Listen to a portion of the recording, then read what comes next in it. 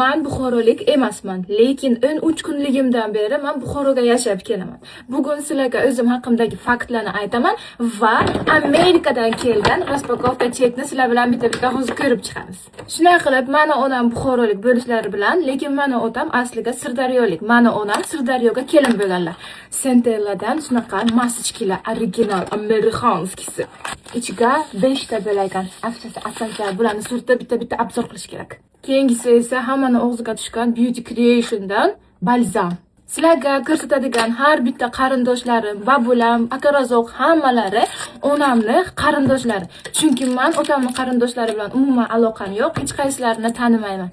Ana. Keyingisi original Victoria's Secret. Mazza hidi. Yana bitta eng ko'p keladigan savollardan bittasi, dadangiz qanday qilib dunyodan o'tganlar? To'g'risini aytaman, dadamni o'ldirib ketganlar, lekin men faqat hammaga dadam avariya bo'lganlar deyman. Bu patchi ekan, buni qaranglar. Bantikchalik patchi. Burgala bo'lakan ichiga. Vau! Meni nanam bilan dadam Rossiyaga tanishganlar. Bu kremmi nima?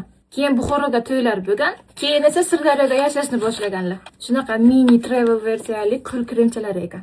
Bizlarning hechlarning hammasi faqat Rossiyaga yashagani uchun nanam bilan dadam ham o'sha yoqqa bo'lganlar. Endi nimagadir kelishlari kerak bo'lib qoladi-yu, Sentellaning ikkinchisi buni qaranglar. Aynan meni tug'aman deb turgan vaqtlar Sirdaryoga borib qoladilar, keyin u yoqdan kelishlari kerak bo'ladi, lekin o'sha vaqt meni tug'ib qo'yadilar. Hozir moda bo'lgan bilasizlarmi, brilokchalik balzamlar. Eng qizig'i, meni tug'gandan keyin radomdan olib qochib ketganlar nanam bilan dadam. Keyingisi ana bunaqa SPF bilan serum ekan. Nimaga meni radomdan olib qochganlar? Chunki doktorlar aytgan ekanki,